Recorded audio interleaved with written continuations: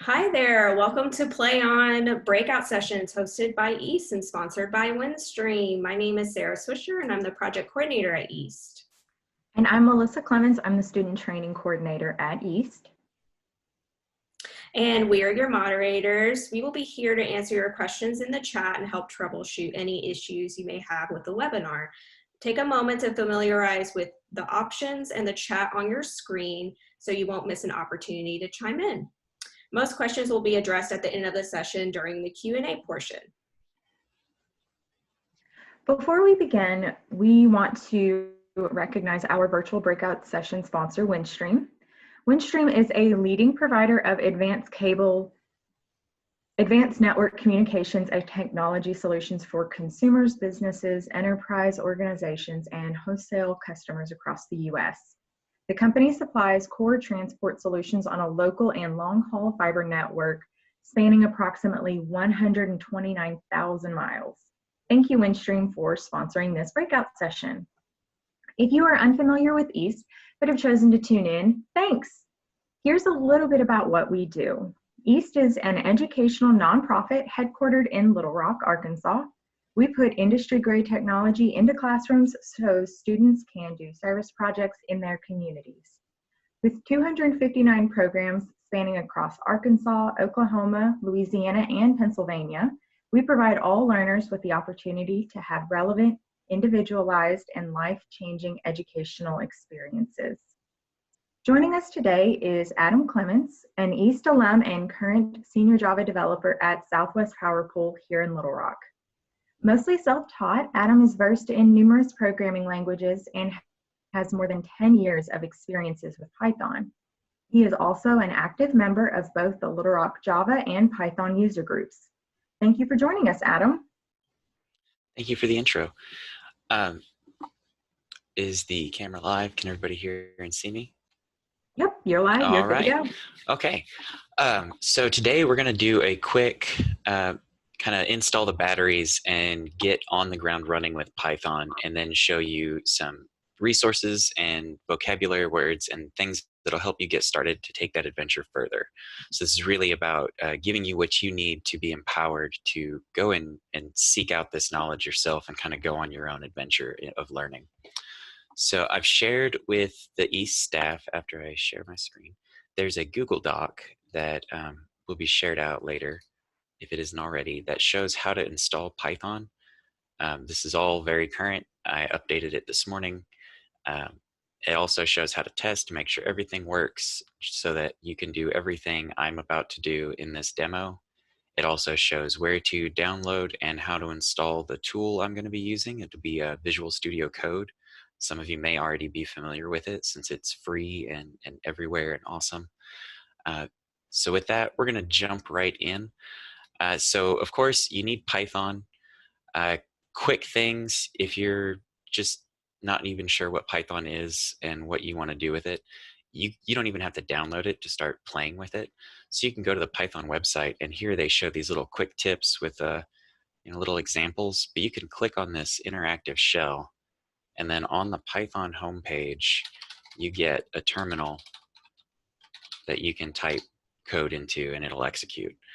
So this is really cool. If you just want to dip your toes in out of curiosity, this is a great place to start.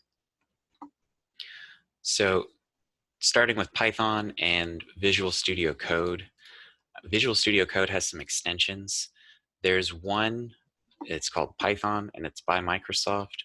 This is pretty much the Python extension. It enables a whole bunch of spell check features while you're learning Python, and it's really helpful. So once you have all of that, you can just open a folder, and we'll call this one EastCon. And now you have a workspace, and now we can start doing some Python. So I'm going to call this one hellodave.py because we're going to do a little bit of input-output. So programs are just a set of instructions that you tell the computer, and then the computer executes them. Python is no exception to this, and Python is actually very expressive in that what you write in code is very similar to how you would say it. So if I want to print something to the console, the command is print, and you put it in quotes, whatever message you want. And then you can run this and right-click the file in Visual Studio Code and hit Run File in Terminal. And it'll actually execute your code in a little terminal in your same window. You can also invoke Python from the terminal here. I'm going to call it Hello Dave. And it'll run your Python script as well. So there's a lot of ways to do that. So you can print, and you can see we have our output. You can also get input very easily. So if you want to create a variable called name and populate that with some information the user provides, you can use the input command and put a message here. What is your name? Go ahead and get rid of the first one. And then after we give it the name, we're going to print that back out. So if I run this now, run in terminal, what is your name? And I have this little cursor here. And then it prints it back. So now we have a program that can give us output and we can give it input.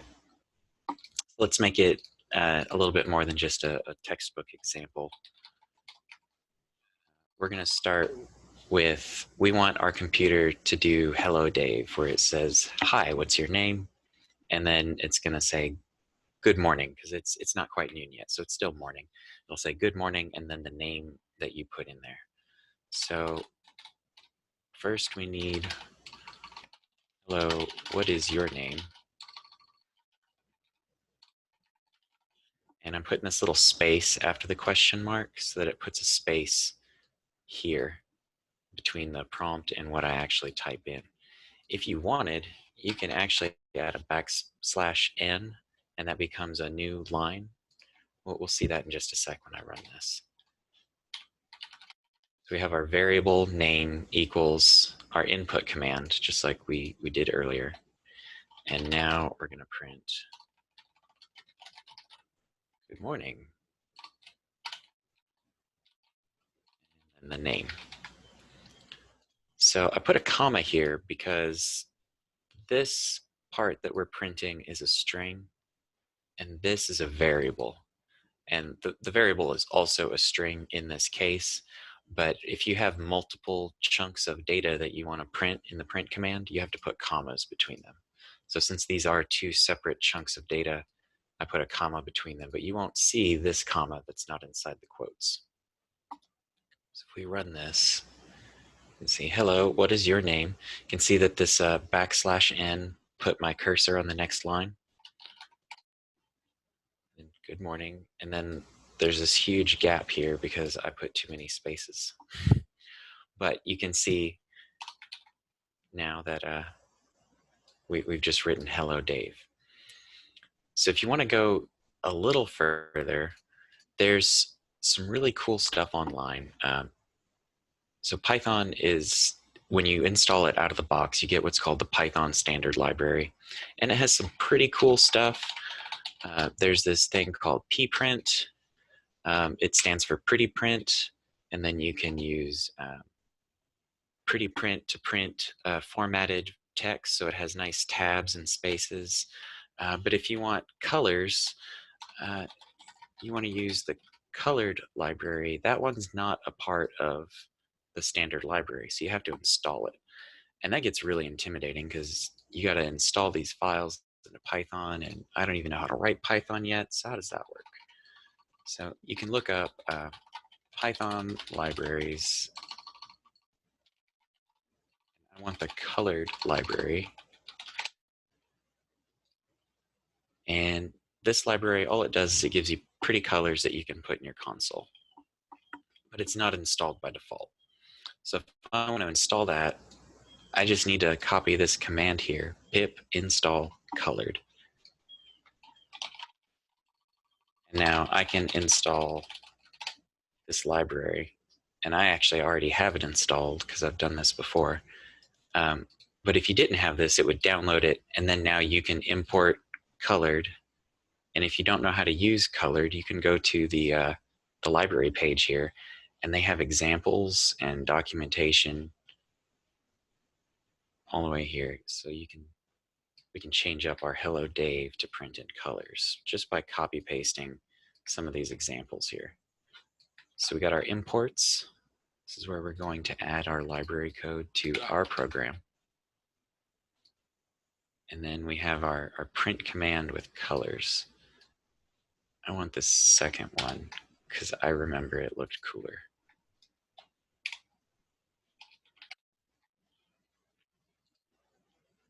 So now we need to figure out how to get all of this in here.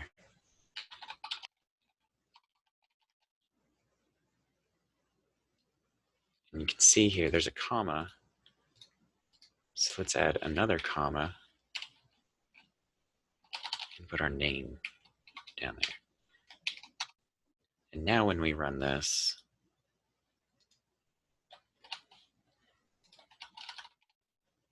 we can see it changed good morning, but the name is still in this, it's not formatted the same. And that's because we have this good morning is wrapped in these formatting strings. That's what these %s symbols are called. And that's what the colored library uses to designate the foreground, the background, and then this is the, it stands for attribute. But yeah, reset. You can, it's the opacity, the transparency. You can set things like, is it going to be solid background, or is it going to be white? Is it going to set the style for everything that prints after it? You can do a couple of different things with this property. We don't really need to worry about that one. So we'll rerun it to show you that that does the same thing. Nope, it doesn't do the same thing. So you can see there, I just got an error because I'm just bumbling around. What does that mean?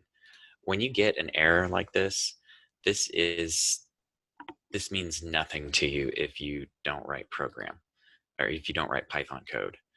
But working across dozens of programming languages with dozens of developers, there is one troubleshooting strategy that never fails. You copy your message and then you paste it into Google, not Gmail. So type error, not enough arguments for format string. What does that mean? So we just clicked on the first thing. I saw that it was Stack Overflow. I'll go back for you. So Stack Overflow is a universal programming resource site where developers ask questions and they get answers. And there's Python, Java, anything you could imagine, web development. And this guy's talking about, he got an error. This one's checked. So this is the answer. But it doesn't look like our issue because none of this code looks the same. So that's a bad link. Let's go and look at the next one. Need the brackets. So this guy is talking about percents and brackets. Let's look at what was wrong with our code. We have 3 of these %s's and 3 of these things. So if we have an error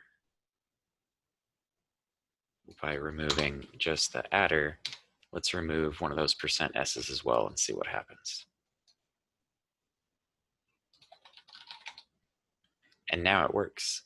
And it turns everything red because that attribute was resetting the style back to the default afterward. Now all of this comes from the Colored API documentation, and they have it all laid out here on their page, which is linked in the Google Doc. This is just to show you that there are libraries out there with their own syntax and documentation and rules that you can import easily. So what do we want to do for questions? Or do we have any questions so far? I know I just went a million miles an hour through a lot. We don't as of now, but we could take a few minutes to see if people want to type their questions in the Q&A Yeah, portion.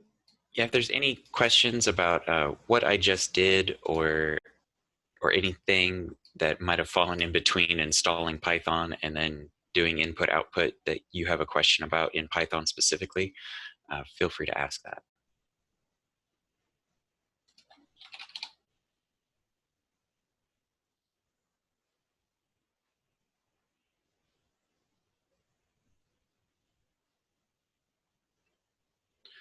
So in the meanwhile, while people are typing up their questions, if you are interested in programming, I actually was just uh, sent a message about this Humble coding starter kit.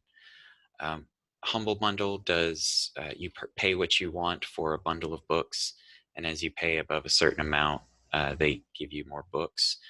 But they have for $15, you can get these Python books that include doing math with Python, inventing computer games. I actually own this one, and it's a great book.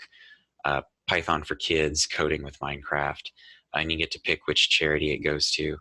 But these are great resources. A lot of these books are $20 and $30 by themselves. So even if you're not interested in all of them, you can get these ebooks and share them with your students or classmates. And yeah, they're just really great resources from No Starch Press. I think we're good to go for now. Okay. So we have looked at, there's libraries. We've written Hello Dave.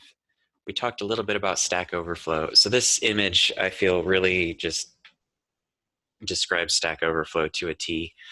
Um, Everyone from interns to students to hackers to senior developers, myself included, use Stack Overflow every day. So there is no shame in just Googling answers to try and figure out what it is. One thing about Stack Overflow is it can be a little intimidating, because if you are a newbie and you're looking at a senior developer asking some really crazy technical question, you can get a little discouraged. But just know that programmers of all skill levels use this resource, and there's no reason that you can't too. Uh, so that's really one thing that stops a lot of people, is they get intimidated by the people they read about on the internet that are better at programming than they are, and they just don't think they're going to be that good. But everyone starts at the newbie level. Um, so here's some tips on how to help you get through that newbie phase and start learning more about Python and programming in general. The number one way to learn how to program is to solve problems. And those can be problems you have in the community with a project, or just something you're curious about. You want to look at some weather data, or you want to look at some GPS stats, or maybe there's some cool NASA data you want to learn something about, or you're studying something. You can solve those problems with programming. And by bringing your programming skills to bear to solve that problem, you become a better programmer, because all programming really is problem solving. So some great places to find problems to solve. If you're really into math, I highly recommend like high school geometry, or better for this one, but projecteuler.net. After you sign up, you get an account, and they have these progressively more difficult math problems that you solve with code.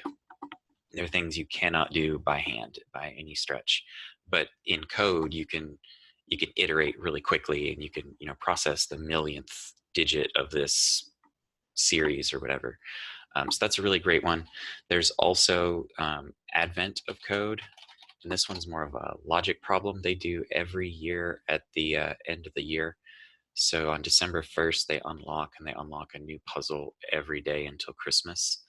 And they have this going back, man, I think they go to 2016. So and they keep all their problems up, and you can go back and do these over and over. They're not restricted to Python. But when you solve it, you just you have some input, and you run with that input, and there's a box to put in the result, and you submit, and they tell you if you're right or wrong. Once you get the correct answer, you go to the next puzzle. Great way to learn and kind of flex your muscles in programming. Another really great place is HackerRank.com. And if you are a high school or college student, HackerRank is actually used quite a bit in job interviews. I know I've had to do a few HackerRank quizzes. But if you sign up, you can do these challenge problems that this won't let me get into. I guess I'd have to sign into my account. But they have challenge problems when you sign up, and you can do like a Python skill tree, and it just little certification tests that you do, and then it ranks you. So maybe an employer could find you on HackerRank, but it's also a really great way to gamify your programming journey.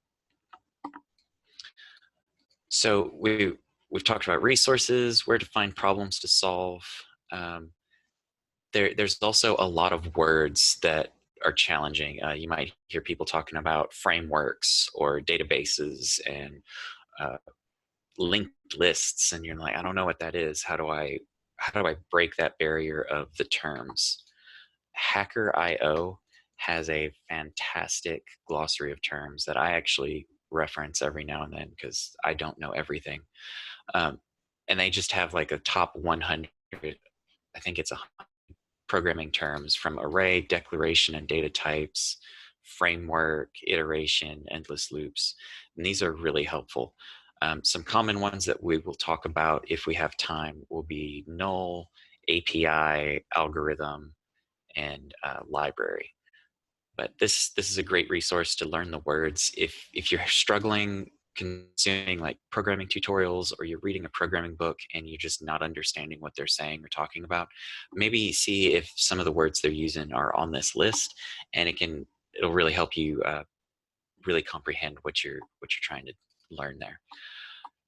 So we just learned there's a bunch of words. This is really daunting. So let's just look at how easy it can be by looking at an example.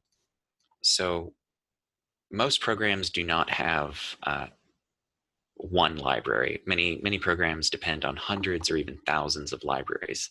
And a library is a bit of code that someone else wrote to do a task, or talk to a temperature sensor, or read weather data, or make your computer talk. These libraries are often open source and free, so anybody can use them. Sometimes they're licensed. Like there's some math libraries that are licensed. You have to pay money to use that code.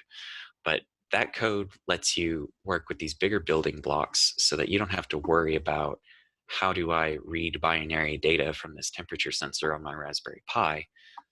You worry about, how am I going to use this data I'm getting from my temperature sensor? So libraries are very useful. You should always look to see if there's a library to do something before you try to do it yourself. Most of the time, the library is just going to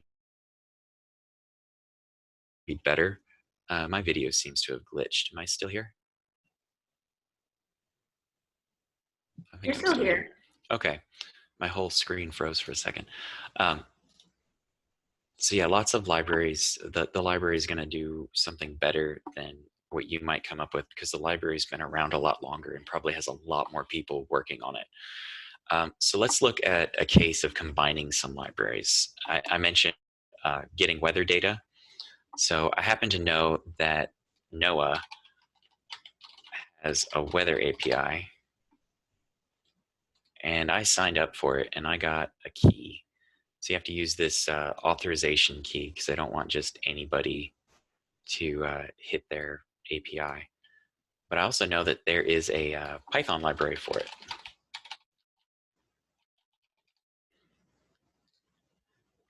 So we can install this library for the NOAA API and just copy their example and see what it does. So we're going to run pip install NOAA SDK. We already have it installed. And we're going to make a new Python file, weather example.py. And now we need to figure out, what do we do with this thing? So looking at the library page, And I found this library by looking in forums on the NOAA Weather Service REST API, and someone mentioned this one.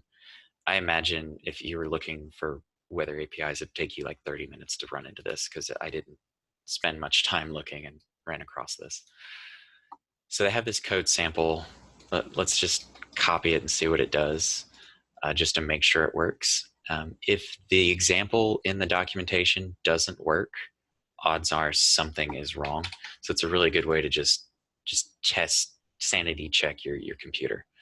So we're going to run that in the terminal, get a warning, but it is still doing stuff. Oh, and then it printed out a whole bunch of junk that looks like it's got some weather data. So let's look at the code and see if we can figure out what's happening here. We have our import. That makes sense. We have this n equals get NOAA.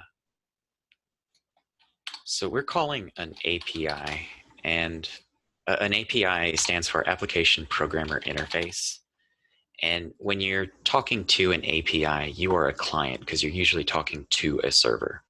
So I'm going to rename their variables so that things are a little more clear. We have a client that we get, and then from that client, which is us, we are calling get forecasts.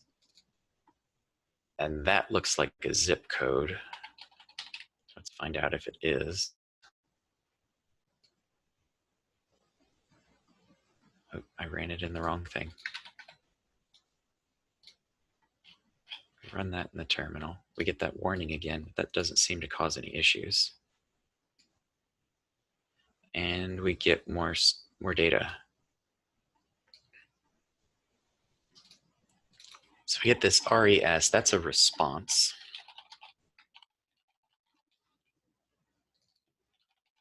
Rename that. And then for I in response. So our response is a list of data. And since this is get forecasts, I'm going to guess that the data for each one is a forecast. So let's see if we just print one of them. So this for loop, this is what this line is called, is a for loop. For forecasts is a variable in response. So this assumes that response is some sort of a container or a list of things. And Python is pretty loose with how it treats variables. You could write this line of code and it will not complain until you run it if response is not a list of things. That's just one of the things that a lot of people find frustrating with Python, is that it'll let you get away with stuff, but a lot of people also find that liberating because they're not as restricted. But in this case, because we have a response, that list of things, we can say for, this is a made up name in response, we're going to print it.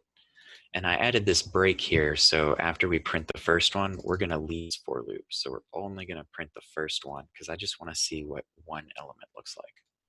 So if we run that in the terminal, we get that warning again.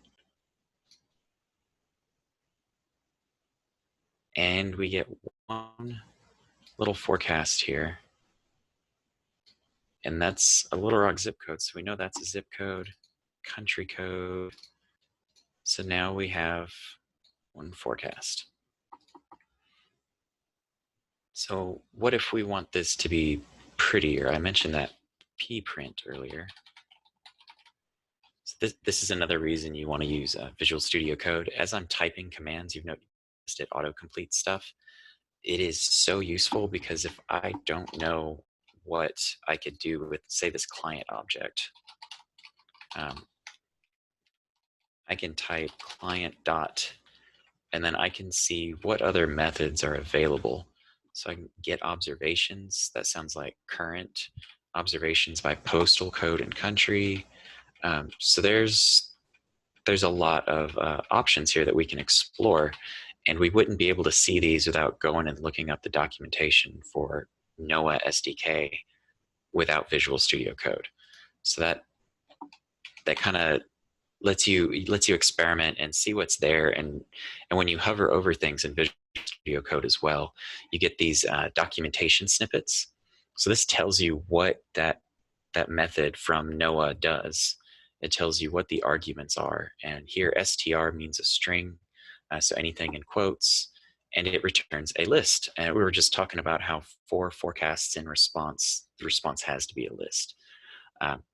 So before I go any further, do we have any questions or any activity on the chat? Yeah, one question is, how do you create and open a Python workspace in Visual Studio Code? Oh, how do you create? That's not too bad. So a workspace, I mostly just use folders, but if you want to open a workspace, you start with the default workspace always. So I have this is the default workspace, and I've added this EastCon 2020 folder. So now I can just say add a folder to workspace, and I can add another one, and I'll just call it EastCon 2021 because that's totally happening. Where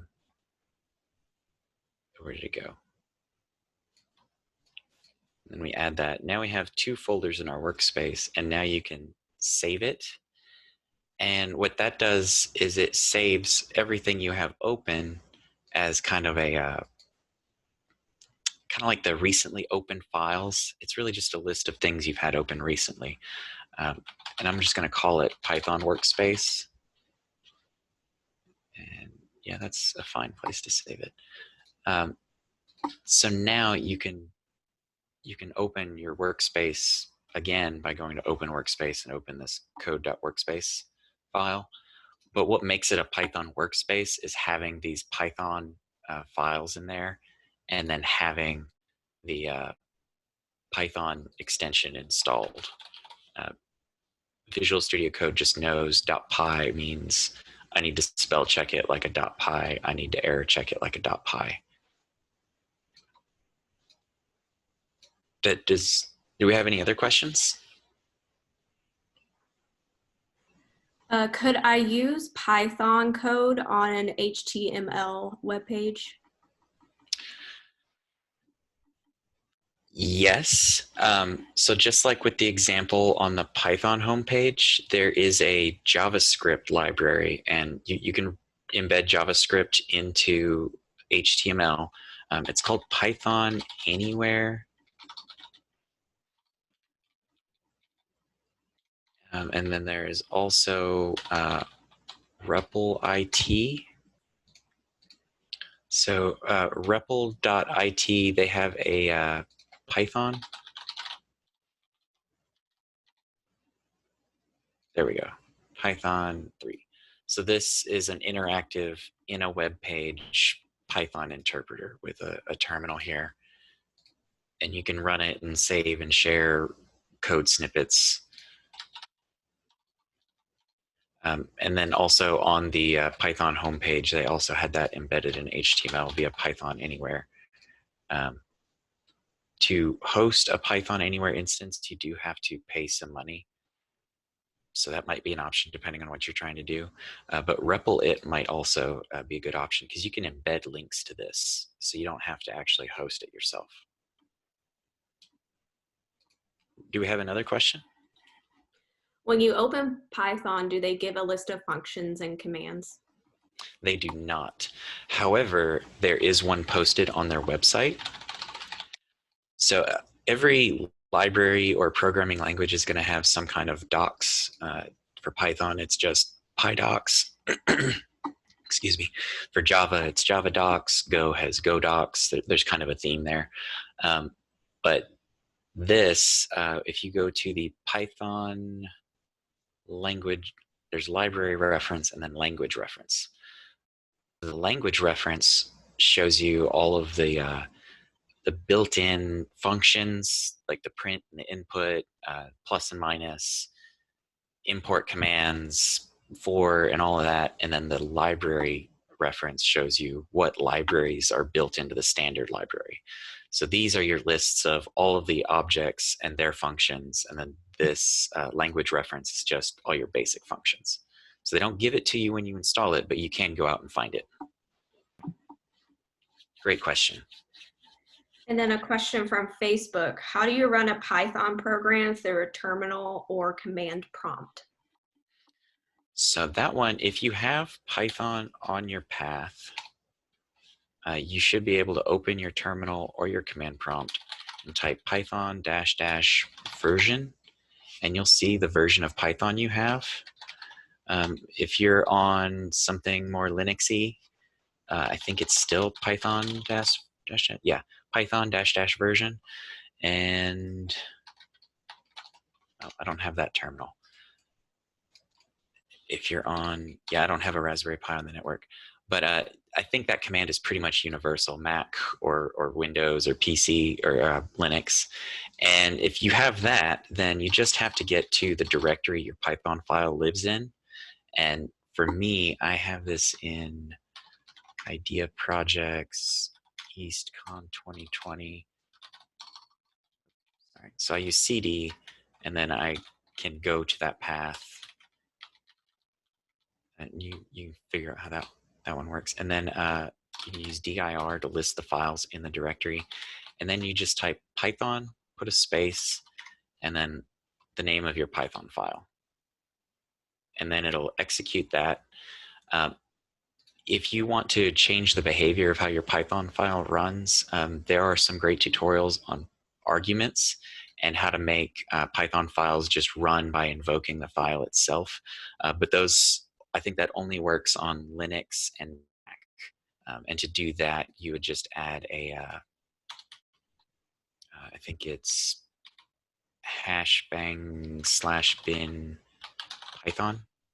If you put this at the top of your file and you're on a Mac or Linux, depending on your version, this will just tell it it's a Python file, and then you can just run /weather_example.py. But because I'm on Windows, that doesn't work for me. Yeah, that's a couple ways you can invoke a Python script from the terminal. Any other questions? Not as of now. Okay, so let's look at combining libraries and APIs to make something newish. So there are other APIs and libraries. So we've got this NOAA SDK library that talks to the NOAA Weather API. Windows has a text-to-speech API built into it, and there's a Python library for working with components inside the Windows operating system. And that component is called WinCL. Let me pull up notes. So this is definitely a slightly more advanced Python library because it is tricky to use. But you can see when you start typing, not IntelliJ, Visual Studio Code is very helpful. So we import WinCom client from Win32. No, Win32com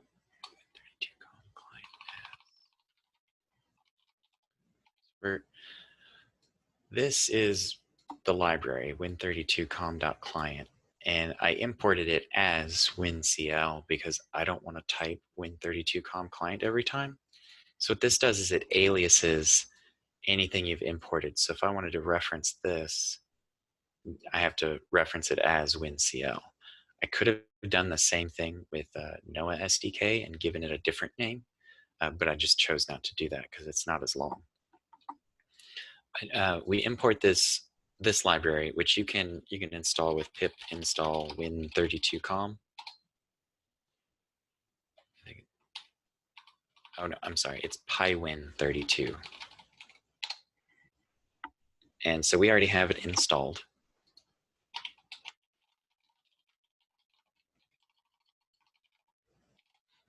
And now we can invoke part of Windows text-to-speech API, which I happen to know is called sapi.spvoice. So we're going to create this voice object, a variable. So you can see when I type dispatch, it knows that there's a a method for that, and it tries to autocomplete, but it doesn't have the Windows API names. So this is something you can look up. There is a tutorial on, I think it's called programminglanguage.com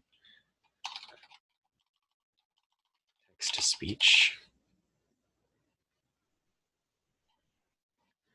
And that's not Chrome.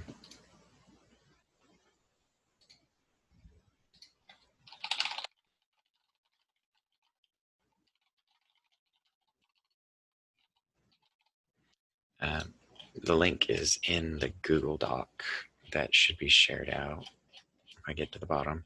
But this link just talks about how to use the Windows Speech API. It's very helpful. There's documentation for Win32.com.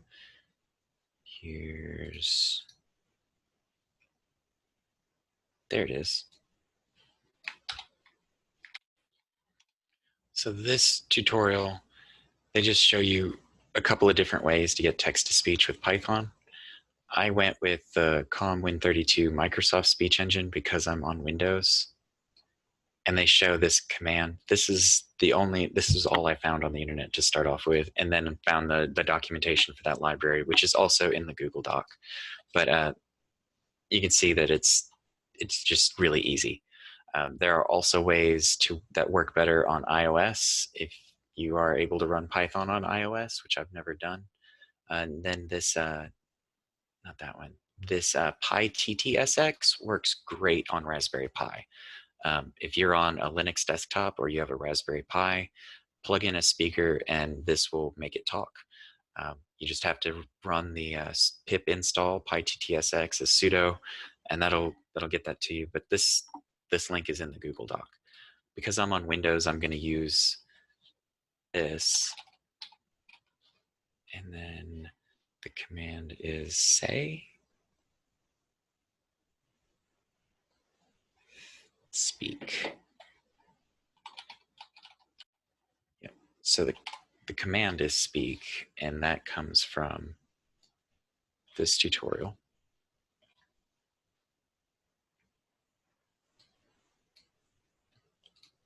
And we want this Windows speech to read out that weather forecast. So let's take our voice.speak command and replace our print with that.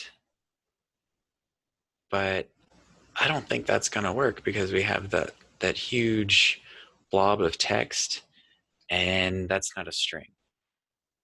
So we need something a little bit friendlier. So if we go back and look at this client, there were some other options. So let's find an option that looks good when we print it. So we had get observations. Let's just give that one a try. And it takes a postal code, a country,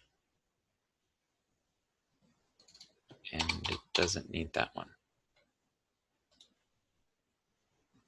So we're going to run this. Oh, we got an error. Requests dependency.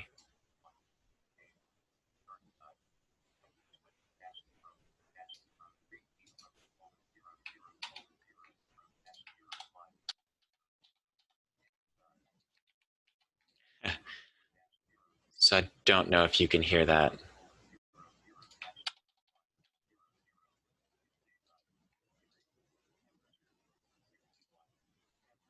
And I can't kill it. So that was, I tried to run it before I saved it, and it started speaking out all of the observations. I don't know if you guys could hear that over the chat, but that was blasting in my ears. So we know that the speech works. So now that we've saved it and we're not sending any speak commands, we'll rerun that and see what this forecasts thing looks like. So we're looking for a nice, friendly, human readable response.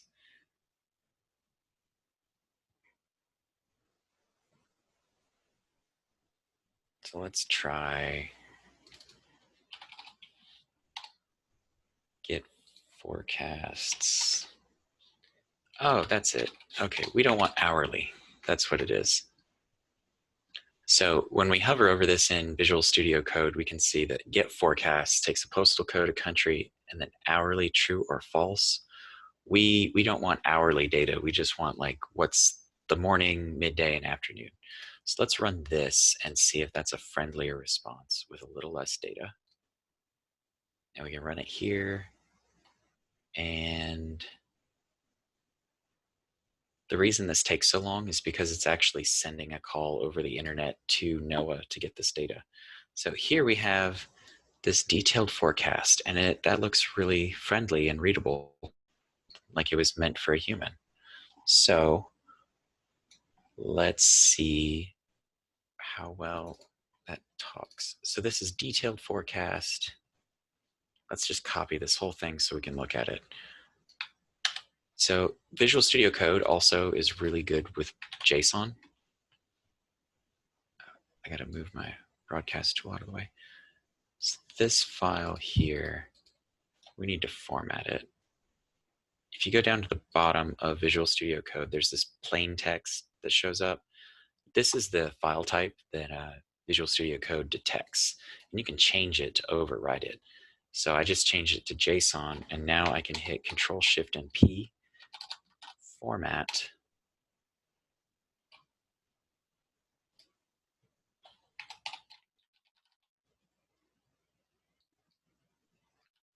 I guess I don't have a JSON formatter installed. Well, we can see that there are these keys and then values. So this is a map. The number is a key, 1 is the value. Name is a key, today is a value. Start time, value, key, value, key, value. So we can use the keys to reference these values when we're trying to read this data. In Python, this is called a dictionary. In text, it's JSON. Python reads JSON as dictionaries, and you just look up the key in the dictionary to get the value. So if we want to read this nice human readable detailed forecast, rename that variable to forecast, and we know that the key is detailed forecast. Now we can rerun this. Still getting that weird warning. This is probably something to do with the libraries. Oh, but now we printed forecast, detailed forecast. Oh, I didn't save it. So you have to save it. If you don't save it, your changes aren't run. I'm going to close that JSON file. And so now we get this nice string here that's nice and readable. So now we can change this to voice.speak, capital S, and now it'll read that. I don't know if you guys will be able to hear it, but I promise it's talking. You can also click this green button up here to run the Python file.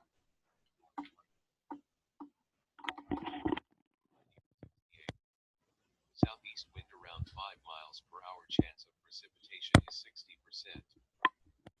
Rainfall amounts between a tenth and quarter of an inch possible.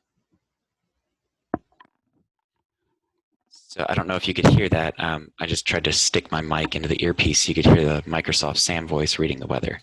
So we've combined these two libraries and two different APIs and used them both to kind of enhance each other's purpose. Like one just talks, but it didn't have anything to say.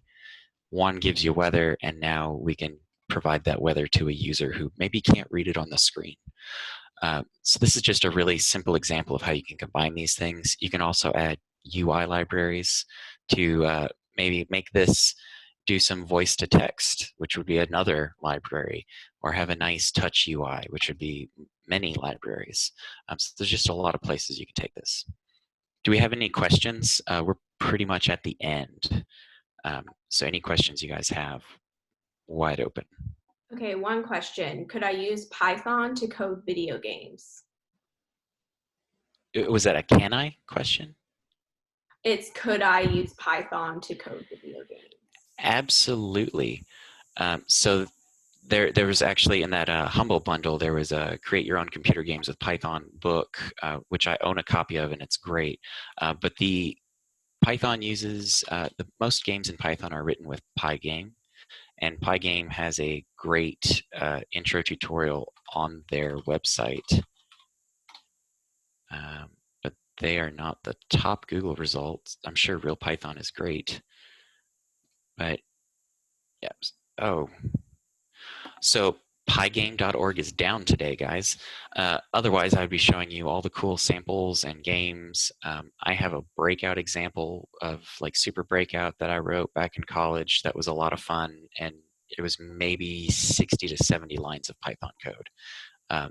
Not very complicated as far as game engines go, but definitely get some Python experience first. Game development, it's not impossible. It's just complicated, and I would recommend getting your feet under you in just general syntax and grammar of Python before jumping into a game.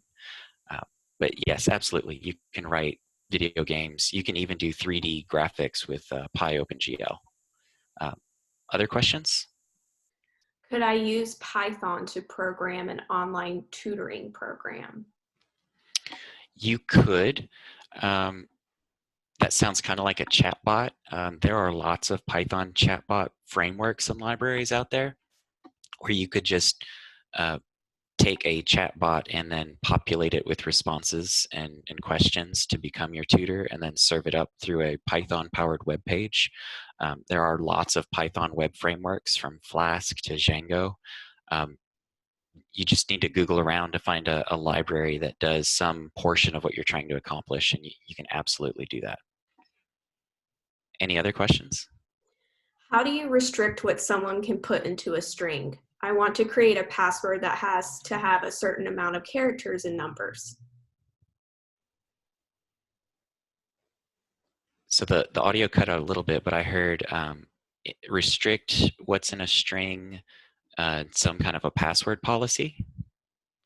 Yeah, so I'll repeat the question. How do you restrict what someone can put into a string?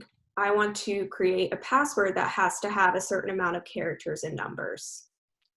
Yeah, so there's this pretty universal library, or not library, this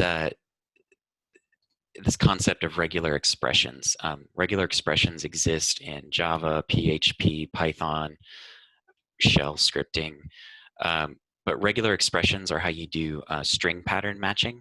And there are, I think there's even some known regex patterns for password validation, because that's actually what when you type a password into a website, regex is what validates that password. It also validates phone number formats, email address formats, credit card number formats. So regex is the way to go.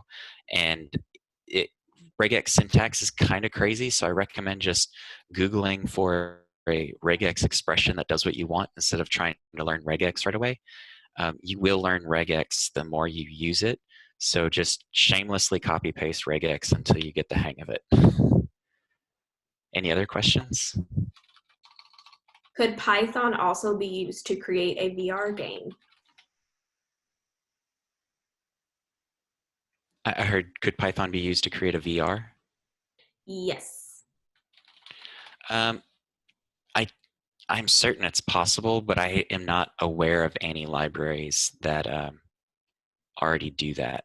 Oh, I found a password validation for Python. Geeks for Geeks. I'm not aware of any Python VR libraries. We can look that up though. I'm sure there are some VR platforms that use Python as like a an extra tool. So Blender does a lot of 3D and even has a game engine built into it. And it has a Python API as well. Like you can actually open up a Python terminal within Blender and use Python to script 3D objects. So I'm certain that would be, that Python could be linked to some VR software that way. It's like, here's some Python VR project, but I'm not familiar with it. You just have to do some research and see. And this project might even be a good place to start. Harfang 3D. But yeah, it would definitely be a complicated project. Any other questions? Do I use Python to code a computer-generated bot in a video game? Yes, you could. So how many of the questions are, can I use Python for X? Because the answer to 99.9% of all of those is yes, because in programming, anything is possible if you have enough time and money. But if Python is the best tool for that, the answer might vary. Lots of programming languages exist for a lot of different reasons. And it's always important to choose the right tool for the right job. If all you have is a hammer, everything looks like a nail. But every once in a while, you need a screwdriver and some pliers too. Are there all just, can I do X with Python questions? We don't have any questions as of now, but maybe for one last question, in your opinion, what would be a first step for someone who's never coded with Python before? I would start with, actually, I would work through the non-programmer's guide on the Python wiki books. This is a wiki book that everyone keeps up to date, and it's designed for non-programmers. You know nothing about computing at all, and this gets you started. It's always up to date with the latest version of Python. They tell you don't use Python 2 because that one expired back in January, and this tutorial is up to date. But I would just work through this book one section a week until you get through it. And by the end of it, you will have a very good understanding of how to write code in Python, how to work with, actually probably even by halfway, you'll feel very confident. Because this basically follows what a computer programming 101 course would do, but it's not muddied up with a lot of computer science. This is how you do it and why.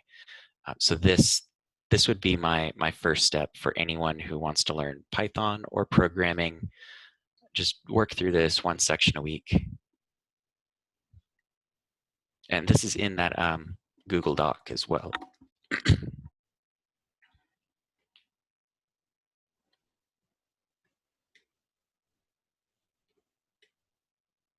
Do we have any other questions? I think we're getting pretty close to time. Yeah, so it's 12 right now. I don't think we have any more questions, but thanks so much for joining us, Adam. Thank you so much for having me. You all have a wonderful time. Thank you so much, everybody, for tuning in. So before you leave, don't forget to take our survey. The link is going to be in the chat. On Facebook, it'll be in the comments. Our next webinar is going to be Life After High School with Mary Beth Hatch, Dr. Michael Galt, and Anthony Conklin on Tuesday, April 7th from 11 to 12 Central Time. Sign up on eastconference.org or join us on our Facebook Live on the East Initiative Facebook page. If you have any questions about East, please direct them to eastinfo@eaststaff.org. Thank you all so much for joining us, and have a great rest of your day.